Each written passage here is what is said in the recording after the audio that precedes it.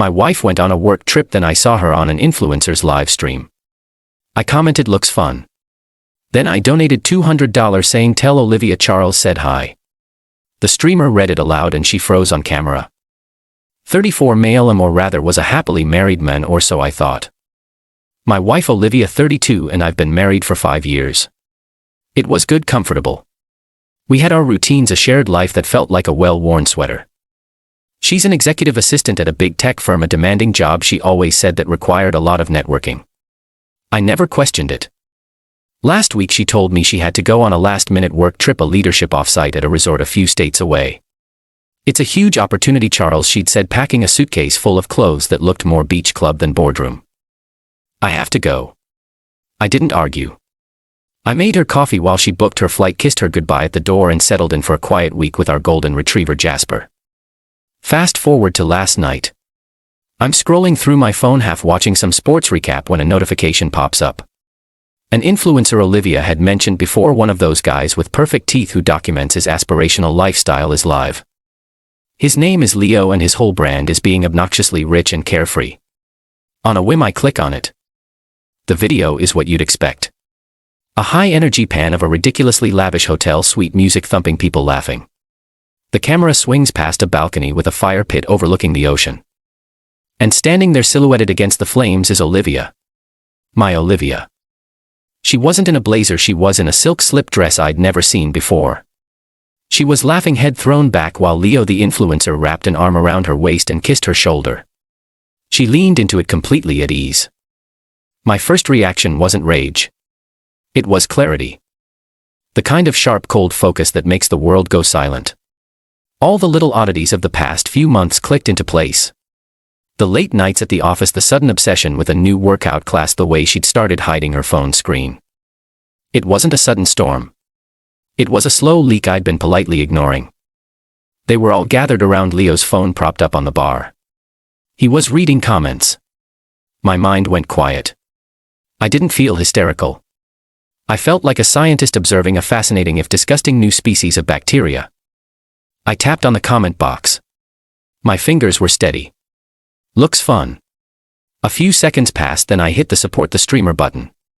I selected a $200 donation, an amount just big enough to guarantee he'd read the message.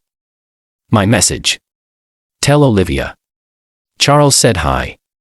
Leo saw the notification. His eyes widened. Whoa. Big spender alert. Thanks to Charles. $200, man. Thank you. And he has a message.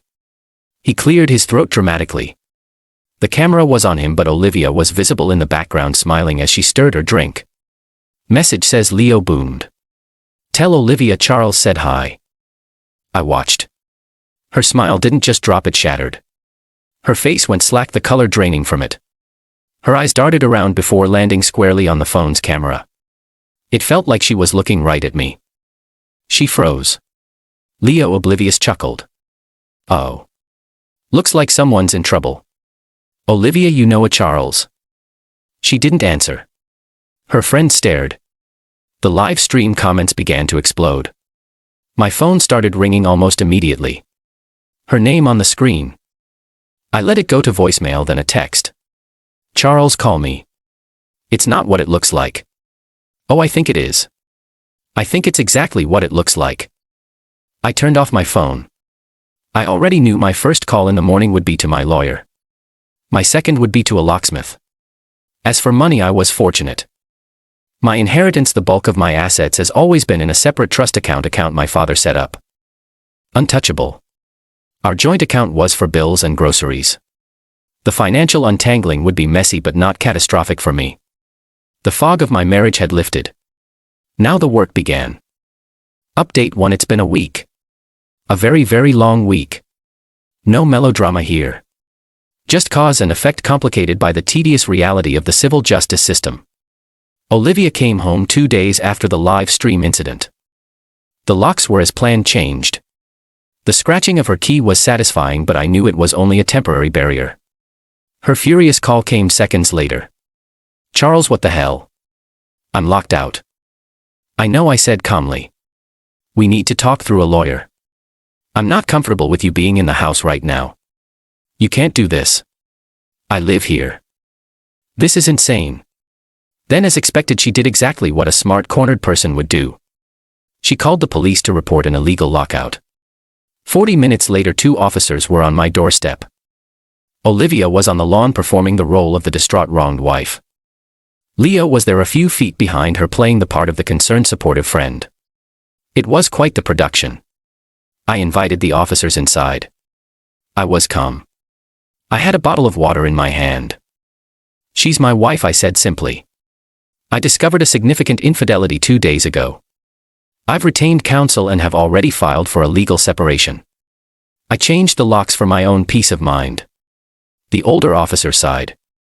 It was clear he'd seen this drama 1,000 times. Sir, I understand.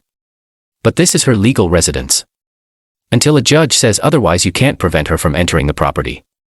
This was the first real test. I didn't argue. I didn't raise my voice. I just nodded. I understand, officer. My lawyer advised me this might happen. In that case, I'd request your presence while she retrieves her essential belongings. I've already packed most of them. They're on the porch. Olivia, overhearing this, balked. My belongings. I'm not leaving. The officer turned to her. Ma'am, he's filed for separation. He's agreeing to let you in. This is a civil matter now. We're just here to keep the peace. I suggest you take what you need for the time being. Her plan to have me reprimanded by the police had failed. She was forced to pack a bag under the watchful eye of the law. Her anger simmering. My victory wasn't in locking her out. It was in being the more reasonable prepared party in the eyes of the authorities. I had already filed the paperwork. I had started the clock on the slow, unstoppable machine of the legal system. Now for the other moves. The finances. I didn't touch the joint account.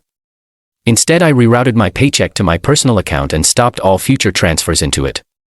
The existing balance can be divided by the lawyers. This is the clean way. The car, the convertible, is in my name, premarital property. I sent her a formal written request for its return via email, CCING my lawyer. When she ignored it, my lawyer sent a certified letter. This creates a paper trail. It's not as dramatic as reporting it stolen, but it's the foundation for a future court motion for its return. A motion that, given the paper trail, a judge will easily grant the phone plan. This, I admit, was petty. I logged into our family plan. I didn't cut her off. I just turned off her international roaming and removed the top-tier data package. It was a small, childish act of reasserting control that gave me a flicker of satisfaction. She can use Wi-Fi or buy her own plan. It's not a strategic masterstroke. It was just for me. Their counter move beyond the police call was to immediately start building their social media narrative. Leo and Olivia are posting about toxic partners' emotional immaturity and the courage to leave a controlling relationship. They think the court of public opinion is where this will be won. They're wrong. It will be won in a quiet room with a judge who cares more about financial disclosures and legal filings than Instagram stories. Update 2. It's been 2 months. A slog of legal back and forth. The social situation has gotten messy, just as you'd expect. First, the friends. It wasn't the clean break I imagined. Our mutuals fractured. A couple of them bought her story completely, sending me messages about how I was being cruel and controlling. A few others are awkwardly trying to stay neutral. But my real friends, the 3 people I've known for over a decade, saw the evidence and heard the quiet pain in my voice. They're my support system. The social fallout wasn't a total victory, but it revealed who was truly in my corner, which is its own kind of clarity. Now the dog. Olivia started demanding visitation with Jasper. My lawyer's advice was simple. The dog is property in the eyes of the law. You have the adoption papers and the vet bills. Do not engage. So when she texted, I sent one simple reply. All communication needs to go through my lawyer. She posted a teary-eyed selfie about it, of course. It got her some sympathy from strangers online, but it did nothing to change the facts. And now the real move, the credit card. I knew a direct fraud claim to the bank was a dead end, so I didn't try. I paid the bill for her trip to protect my credit. But the statement, with its itemized charges for a luxury resort room service and a flight to a vacation spot on dates she was supposedly working, that statement became my primary weapon. Her company is a massive tech firm. I know for a fact they have a strict corporate compliance and ethics department. So I drafted an email. It was a work of art in its bland corporate anonymity. I created a new untraceable email address. The email was addressed to the head of HR and the anonymous ethics and compliance tip line listed on their corporate site. Subject: potential compliance concern regarding executive assistant. To whom it may concern, I am writing out of an abundance of caution. It has come to my attention that a senior executive assistant, Olivia, her last name, may be misrepresenting personal travel as work-related activity. This could potentially expose the company to liability if she attempts to file these as expenses or if her actions are seen to represent the company. Attached is a credit card statement showing travel to resort name from date to date. My understanding is that there was no company-sponsored event at this location on these dates. I trust you will handle this with the appropriate discretion, a concerned observer. I attached the redacted statement showing only her name, the dates, and the merchant names. I didn't rant or accuse. I framed my personal grievance as a potential corporate liability. I gave them the information and trusted their self-interest to do the rest. An HR department's primary loyalty is to the company, not its employees. I knew they couldn't ignore a documented risk, however small. This is the long game. It's not about immediate satisfaction. It's about planting a seed in a place they can't control and letting it grow. They're busy fighting a war on social media. I'm quietly supplying ammunition to their employer. Final update. 8 months later, it's over. There was no single explosive event. It was a slow, inevitable collapse like a decaying orbit. The job, the anonymous tip, worked better than I could have imagined. As my lawyer predicted, corporate HR moves slowly but mercilessly. They launched a quiet internal audit into Olivia's expense reports and work-from-home records. They found what I suspected they would: a pattern. This wasn't her first time taking a work-from-home day from a hotel lobby or scheduling a meeting that was really a spa appointment. The leadership offsite was just the most blatant lie in a long series of them. About 3 months ago, she was terminated for what the paperwork called a significant breach of the company's code of conduct and fraudulent expense reporting. Her career at that level is likely over. The legal matters, the divorce proceedings, were a grind, but with her unemployed and her infidelity documented, the live stream screenshot was Exhibit A. Her legal position was weak. The car. The judge granted my motion for the immediate return of my premarital property. She had to arrange to have it delivered to my mechanic. The house. I was granted exclusive use of the residence. She had to be out by a specific date. The money. In the final settlement, I kept my inheritance, my house and the car. We split the minimal funds in the joint account and the shared debt. Her request for alimony was denied due to the circumstances of her termination and the short duration of the marriage. The judgment for my small claims case for the trip expenses was rolled into the final decree. I won not with a knockout punch but with a suffocating, undeniable weight of evidence. The influencer. Leo's brand of aspirational living couldn't survive the collision with reality. The drama became public enough that his comment sections turned toxic. When Olivia lost her job, she could no longer bankroll their lifestyle. The fun, carefree vibe soured when real-world problems like unemployment and legal fees entered the picture. They broke up about 2 months ago. His posts are now full of vapid nonsense about new chapters and cutting out negative energy. He is and always was a parasite looking for a host. I never got an apology. Her final communication was a bitter voicemail after the divorce was finalized, blaming me for systematically destroying her life. I listened to it and then I deleted it. She thinks I destroyed her life, but I didn't build her career on a foundation of lies. I didn't cheat on a work trip.